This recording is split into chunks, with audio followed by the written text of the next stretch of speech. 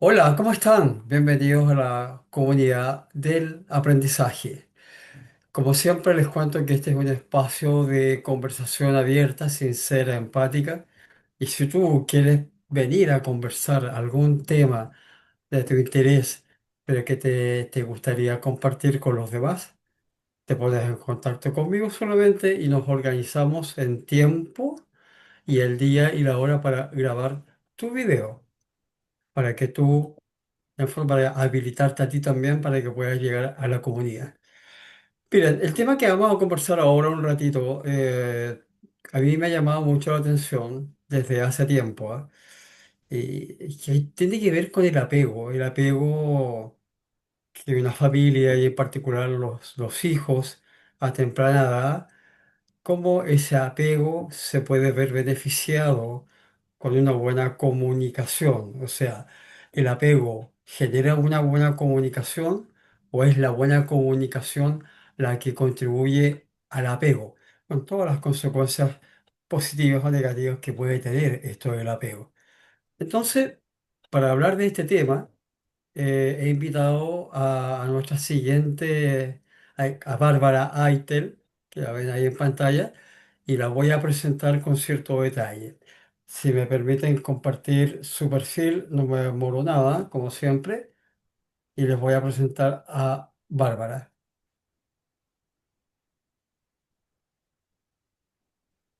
Ahí está Bárbara,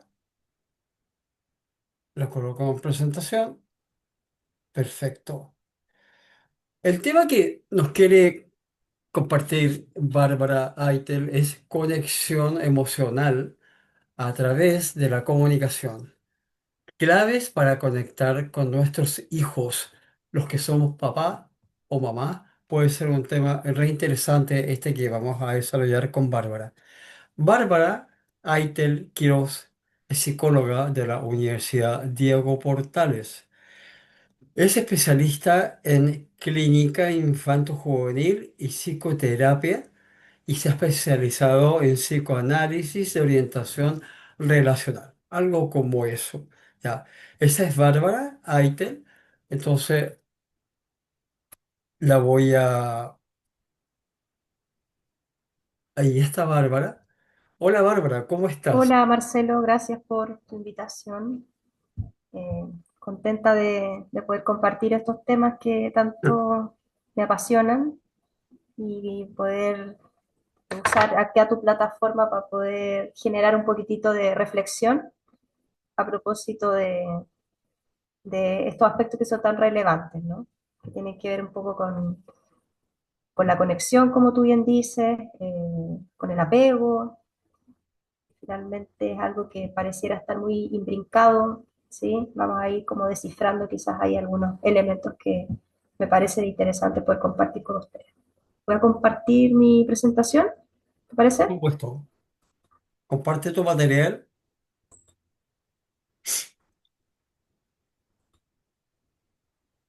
Bueno, ahí está mi presentación, está mi nombre, puse mi correo también abajo por si a propósito de este tema surgen más interrogantes y más preguntas, me pueden escribir. Ya, es un tema de por sí complejo, sí, es difícil tratar de sintetizarlo en pocos minutos, pero vamos a tratar de tomar algunos conceptos que creo que son relevantes, ¿ya? Hablar de conexión emocional implica, ¿cierto? Y nos interroga a propósito de los vínculos, como tú bien dices, a propósito de los apegos. Eh, Hablar de la comunicación parental que pueda estar hoy día ocurriendo con nuestros hijos, nos hace también la pregunta de ir un poquito hacia atrás y de saber también cómo se ha ido fomentando esa comunicación, ¿sí? Porque la comunicación inicial es muy significativa, ¿sí? A la hora de poder entender cómo nos estamos comunicando hoy en día. Y ahí nos surge un poco esta disyuntiva, ¿no? Como que es primero la conexión para poder comunicarnos o la comunicación para poder generar finalmente apegos. Hay como una interrogante, ¿qué es primero? ¿Es primero el apego o es primero la comunicación? ¿No? Ahí vamos a ir descifrando la interrogante. Pero bueno, vamos a partir un poquito desde lo más básico.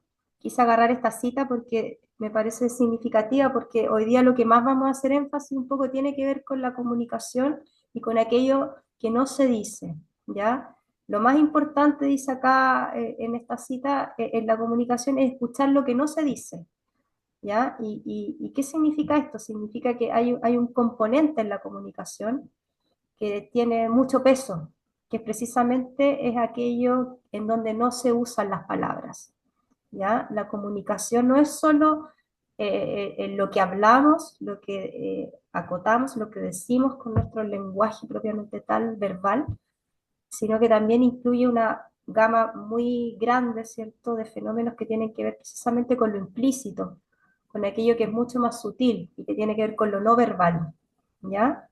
Y eso no verbal es lo que tiene bastante peso en los primeros años de vida, ¿ya? Vamos a ver por qué.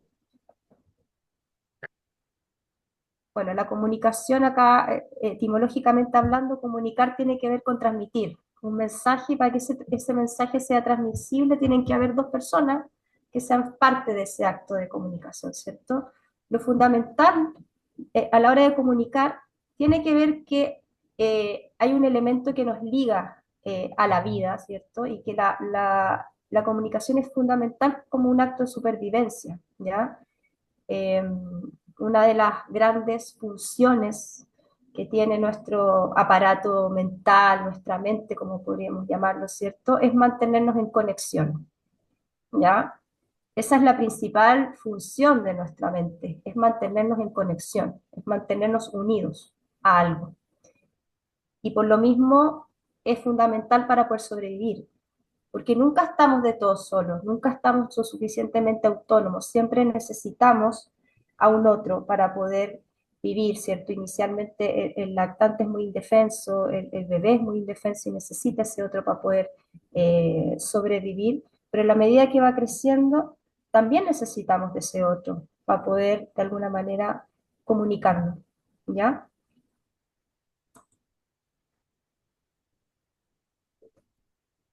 Por lo mismo constituye uno de los procesos fundamentales de nuestra experiencia humana y de nuestra organización como sociedad, ¿ya?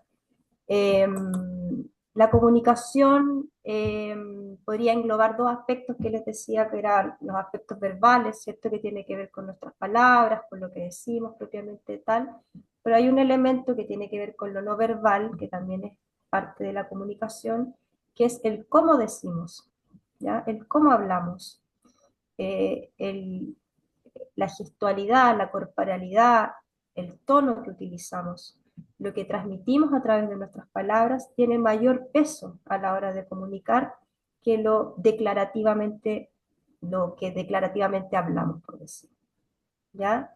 Esta esfera de lo no verbal, que podríamos decir que está como por debajo, ¿cierto? Que es como lo implícito, por lo general tiene un peso mayor que lo verbal, ¿ya?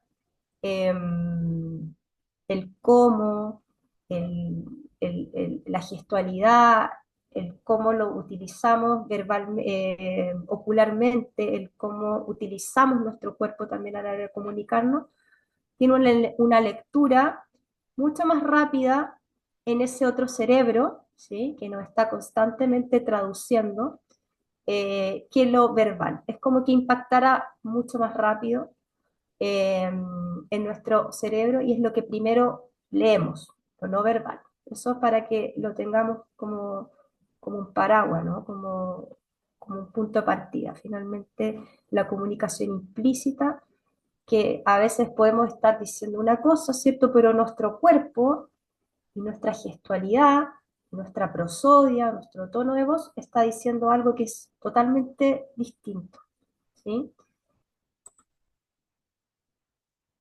Y ahí, bueno, tenemos todo lo que tiene que ver con los comportamientos físicos, las distancias, cuando nos acercamos, cuando miramos, a veces cuando empezamos también a tener estos tics, ¿cierto? A propósito de ponernos más nerviosos por algo. El cómo disponemos nuestro cuerpo, nuestras posturas también dinámicas a la hora de comunicarnos. Estamos estáticos, estamos dispuestos, estamos hacia atrás, cómo nos acercamos, bajamos a la altura del otro, en fin, toda esa gama de comportamientos tienen un peso fundamental en la comunicación, ¿ya? Hay algunos principios en la comunicación, ¿cierto? Y yo voy a tomar solo uno, ¿ya? Acá hay un autor que es un teórico que ha hablado sobre la teoría de la comunicación, ¿cierto? Y él establece algunos principios universales de la comunicación. Solamente voy a agarrar el primero porque creo que es el más atingente para esta jornada que estamos ahora desarrollando, que tiene que ver con la imposibilidad, dice, de no comunicar, ¿ya? Todo comunica, o sea, estamos imposibilitados de no comunicar. Siempre estamos comunicando eh, cuando estamos en silencio, también estamos comunicando. Eh, Incluso lo que no hacemos también tiene un significado que puede ser percibido e interpretado. Incluso ahí dice el silencio es muy comunicativo. A veces el silencio puede ser tremendamente contenedor, ¿no? Y estamos comunicando también a través de ese silencio. Por tanto, esto reafirma un poco esto de que lo no verbal tiene mucho, mucho peso a la hora de comunicar y conectar con un otro. Dame un segundo que voy a apagar la estufa que me está molestando. Espera.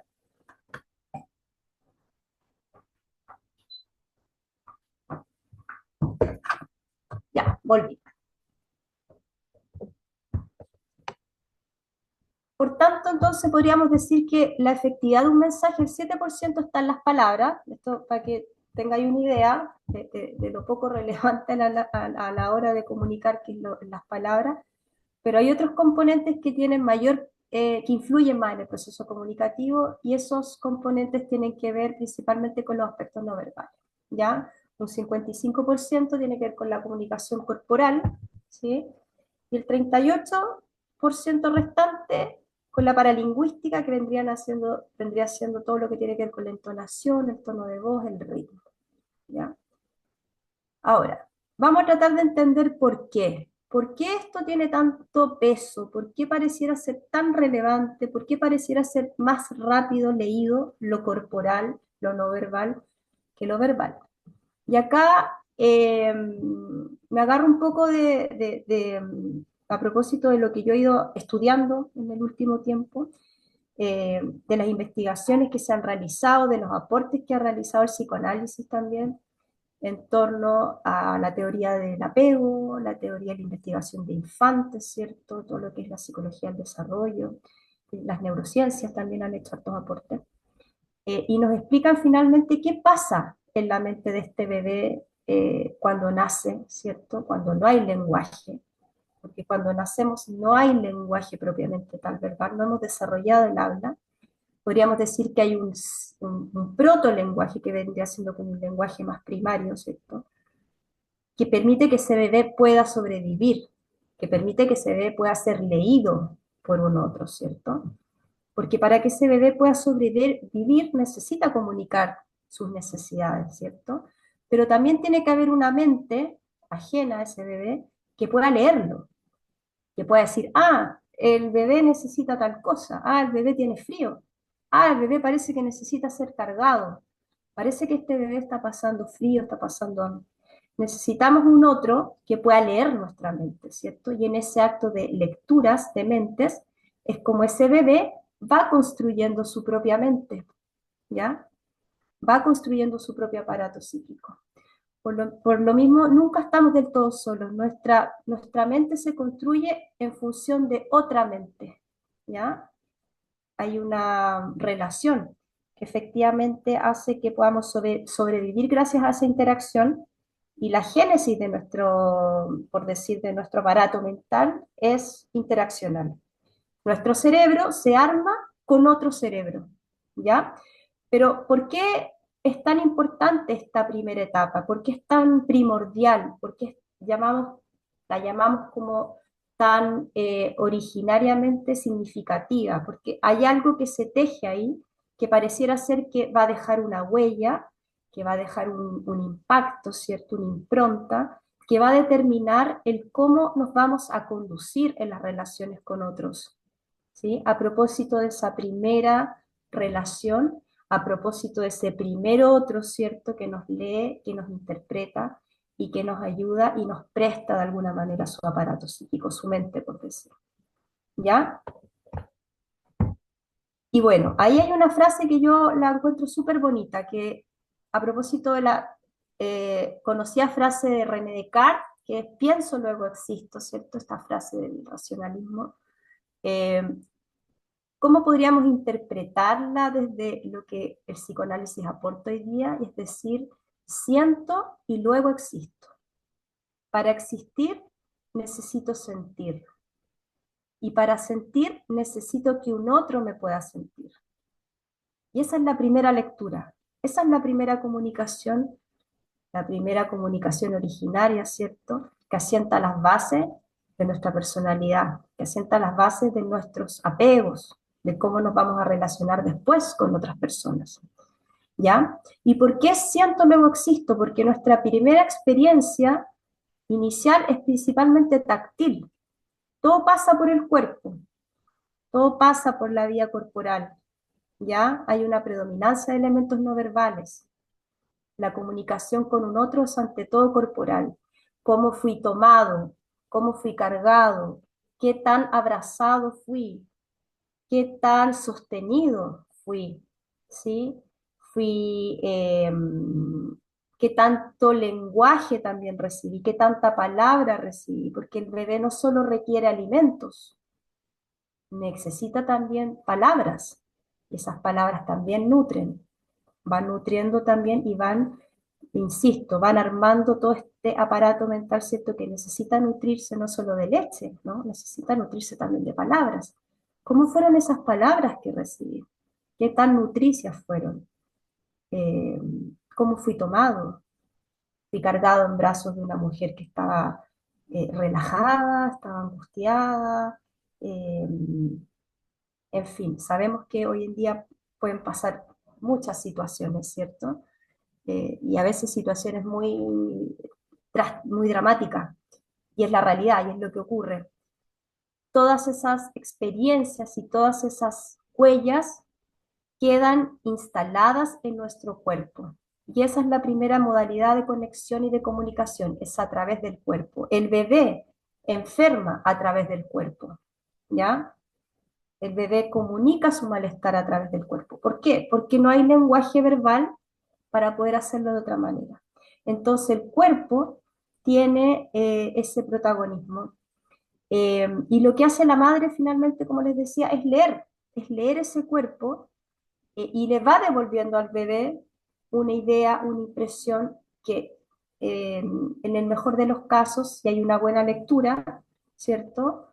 El bebé va a empezar entonces a confiar en que ese otro es confiable y que puede leerlo y que puede satisfacer su necesidad, ¿cierto? Entonces, si yo lloro, estoy pensando en un bebé, en un lactante, si yo lloro y mi madre puede descifrar que ese llanto tiene que ver con que yo necesito abrigo y me abriga en el momento en que yo lo necesito, la experiencia que yo voy a poder ir recogiendo internamente es que ese otro me está leyendo de manera oportuna, ¿cierto? De manera tingente, de manera contingente, y va a proveer lo que yo necesito, que es calmar ese malestar, ¿cierto? Que es corporal, y entonces yo me voy a sentir aliviado, porque voy a poder de alguna manera regular ese malestar. Y ahí se va generando una comunicación, ¿cierto? Que es permanente entre la madre y entre la madre y ese otro bebé, ¿cierto? Y que va de alguna manera desarrollando esta noción de la confianza también, ¿cierto? Entonces puedo expresarme porque hay un otro que puede leerme y me lee bien, y yo me siento calmado porque el otro me regula también en mi malestar, ¿sí? Se voy confiando. Pareciera que el mundo termina siendo una experiencia confiable. ¿Mm? Ahora, cuando esa situación no es así, se va generando otra experiencia interna, y es decir, pareciera ser que ese otro no está disponible para cuando yo lo necesito, y pareciera ser que el mundo no resulta ser tan habitable y tan confiable, ¿sí? Entonces también voy generando un aprendizaje interno que le llamamos un modelo operativo interno, que nos va diciendo cómo comportarnos finalmente, qué tan confiables podemos estar en las relaciones, ¿sí? ¿Qué tanta certeza de que tenemos de que ese otro va a aparecer cuando lo necesitamos? Son las bases del apego finalmente, es decir, cómo fui leído, cómo fui asistido, cómo fui cargado, insisto. En ese contexto, claro, el diálogo inicial es intersomático, como les decía, es recíproco, involucra principalmente estos procesos que son corporales comunicativos como gestos, vocalizaciones, movimientos, expresiones emocionales que no son conscientes, ¿ya? Todo lo que tiene que ver con lo no verbal es no consciente. No estamos pensando, voy a poner cara, voy a fruncir el ceño, me voy a ir para atrás, me voy a alejar, me voy a acercar. No es algo que sea consciente, ¿ya? Todos estos elementos que son no conscientes se alojan, evidentemente, en un tipo de memoria, ¿cierto? Que es nuestra primera memoria, ¿ya? Y acá hago el enlace porque es más fácil leer elementos no verbales que verbales, porque los leemos más rápidamente que los elementos verbales. Y la explicación radica en eso, ¿ya? Es nuestra primera memoria, esta memoria que es no consciente, que es una memoria que tiene que ver principalmente, que guarda experiencias tempranas, ¿sí?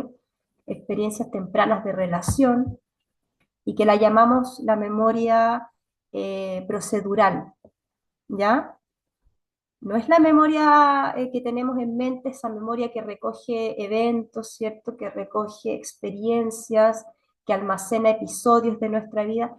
No es esa memoria, porque esa memoria es más consciente y aparece a partir de los 6 años, promedio, 5 o 6 años, el niño ya tiene registro de ciertas experiencias. Pero antes de eso, nuestra primera memoria, no tenemos conciencia, no tenemos acceso, o sea, ninguno de los dos puede acordarse qué pasó cuando éramos bebés, pero esas experiencias están.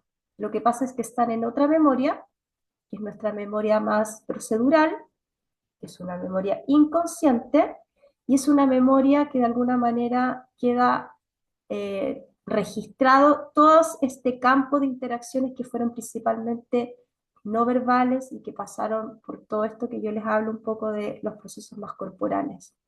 ¿Ya? Es nuestra primera capa, por decir, nuestra primera capa de nuestro self, de lo que nosotros somos, ¿ya? Es como la parte más auténtica que tenemos de nosotros mismos y es donde están nuestras experiencias más tempranas. Y por supuesto es una memoria inconsciente, que significa que no tenemos acceso a ella, pero aparece en nuestros modos de conducirnos en las relaciones. Ahí aparece nuestra memoria procedural, porque la memoria procedural nos dice cómo estar en los vínculos, cómo sentirnos en los vínculos. A veces nos pasa, por ejemplo, que estamos frente a una persona y sentimos que no conectamos o nos causa como una suerte de rechazo y como que no queremos estar ahí. Es como que algo de la intuición hablara, es como que de guata uno quisiera salir de ahí. Bueno, también tiene que ver con cómo nos aproximamos en las relaciones, qué tanta necesidad de proximidad necesitamos, qué tanta lejanía necesitamos para sentirnos seguros y a salvo. Hay personas que necesitan mantener distancia y no les gusta estar en relaciones en donde exista tanta cercanía, ¿cierto? Y necesitan más lejanía. ¿Ya? No, no para todos es lo mismo el metro cuadrado. Para mí el metro cuadrado puede significar una cosa, pero para ti puede significar otra. Y eso tiene que ver con nuestras experiencias tempranas, es decir, el cómo nos conducimos en los vínculos, el cómo estamos en las relaciones, ¿cierto? Humanas, porque esto trasciende relaciones humanas, relaciones de pareja, relaciones laborales, relaciones con nuestros hijos. Tiene que ver principalmente con estas etapas que son muy tempranas y que van dejando ciertas huellas, ciertos aprendizajes, que nos dicen cómo estar en las relaciones, ¿sí? Es nuestra memoria procedural, ¿ya? Memoria procedural, donde no hay lenguaje, implícita, inconsciente, pero que tiene que ver con experiencias corporales y tiene que ver principalmente con ritmos de regulación, es decir, cómo el otro nos calmó, cómo el otro nos satisface, cómo el otro, en cierta manera, está o no está disponible en los vínculos, ¿cierto? Eso va a explicar por qué hay personas que tienen apegos más evitativos. Es decir, yo aprendí de muy temprano que no necesito los vínculos y que puedo autogestionarme ciertas situaciones y ciertas formas, ¿cierto?, de poder estar en el mundo sin prescindiendo del otro. O al revés, apegos más ansiosos, ¿no? Donde yo aprendo que necesito que esté ese otro, porque si no está ese otro me genera una sensación de mucha inseguridad, ¿sí? Son ritmos de regulación, precisamente porque ese otro quizás estuvo disponible de una manera muy intermitente, entonces se genera un poco esa ansiedad. O en el caso de los evitativos, es porque ese otro definitivamente no estuvo, ¿sí? Entonces, de muy tempranamente aprendo que tengo que estar solo y arreglármela solo, ¿ya? Bárbara, ¿Mm?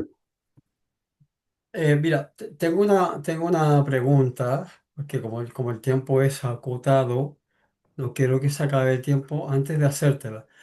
Y te la hago como, no solo como papá, sino que yo participo de una fundación que es pro ayuda a los niños TEA. ¿Ya? Ya estoy ahí en el directorio con varias personas más tratando de echar a andar este tema. ¿Cómo funciona esto? ¿Cómo aplicar todo lo que nos has contado de, por ejemplo, cómo la comunicación afecta al apego? eh, o el apego surge de un proceso de comunicación que puede ser verbal o no verbal en cierta proporción. Pero ¿cómo administran este fenómeno los papás que tienen hijos TEA? En que dependiendo de la gravedad, dependiendo de la intensidad de este fenómeno del TEA, el niño puede que no responda a ningún tipo de estímulo, ni verbal, ni corporal, ni emocional.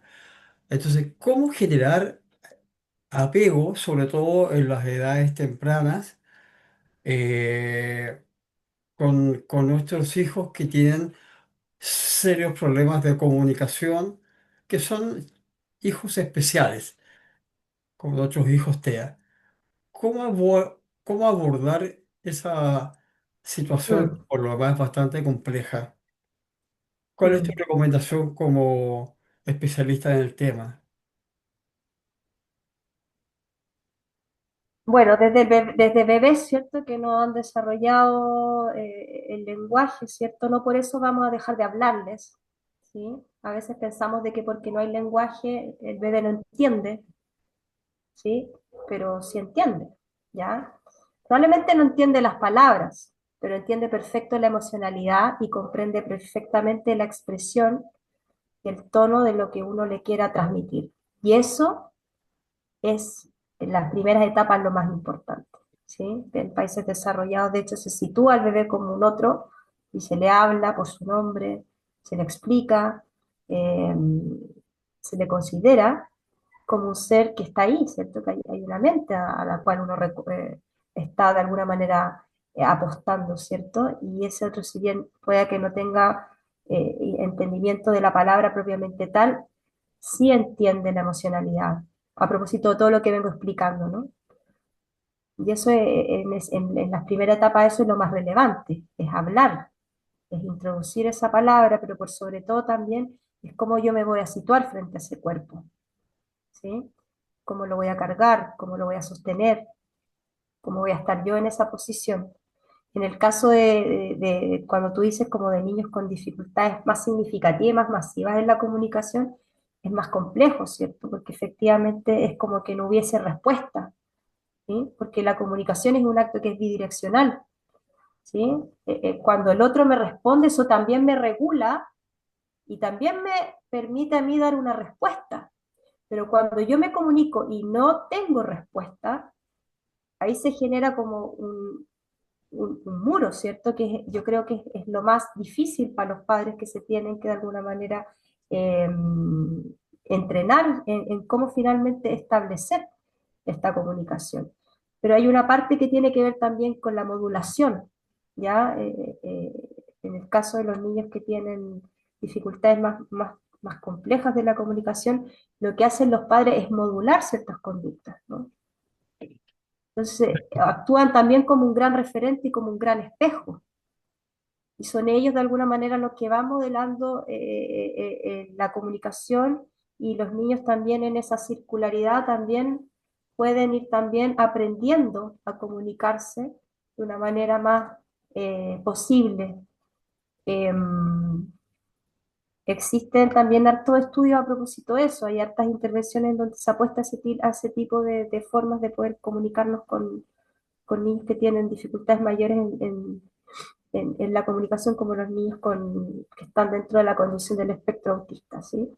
Eh, pero más allá de lo que le decimos, es también el cómo lo decimos, el cómo también estamos comunicándonos, es la tonalidad, es la entonación, es la emotividad, ¿cierto? Más allá de que ese otro pueda devolvernos con una palabra o con un gesto, porque muchas veces no hay contacto ocular tampoco, ¿cierto?